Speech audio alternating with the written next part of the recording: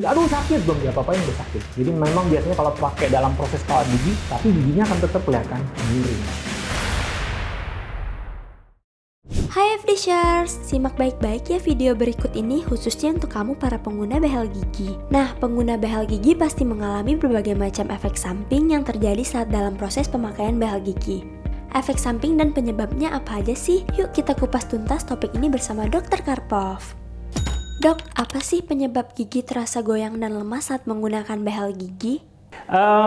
Ini biasanya pertanyaan umum dan orang setiap kali rasain ya kalau pakai kawat gigi. Karena memang kalau kita pakai kawat gigi, karena mengambil term yang pasien bilang selalu giginya ketarik, itu emang iya. Jadi memang biasanya kalau pakai dalam proses kawat gigi, itu giginya akan terasa goyang. Udah pasti akan terasa goyang. Karena memang nanti setelah perawatannya selesai, gigi itu akan menguat lagi. Jadi nggak akan terasa goyang lagi. Tapi selama dia masih dalam perawatan orto, giginya pasti terasa goyang.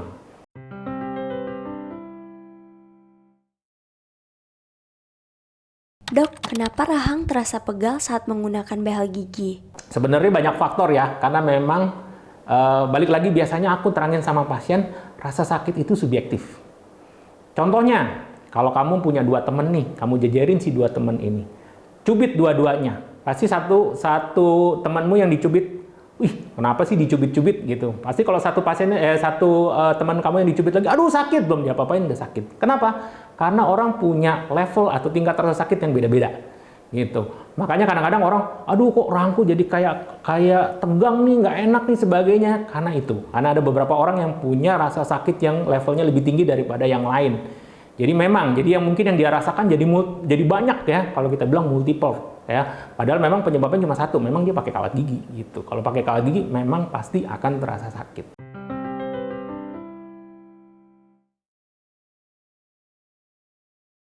Dok, apa sih penyebab wajah tidak simetris atau miring sebelah saat menggunakan behel gigi? Jadi memang kita harus lihat dari kasus awalnya. Apakah kasus awalnya dia asimetris atau tidak.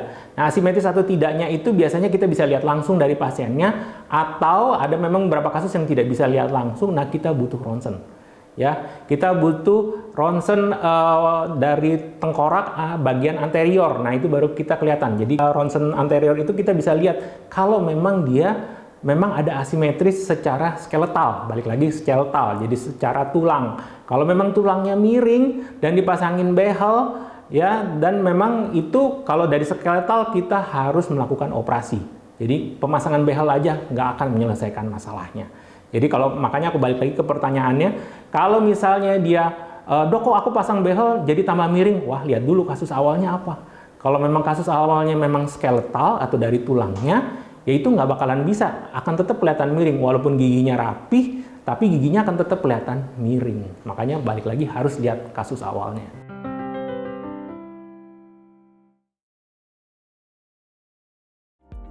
Ternyata memang hal-hal yang telah dijelaskan oleh Dr. Karpov mengenai efek samping dalam penggunaan behel gigi itu adalah hal yang wajar ya guys.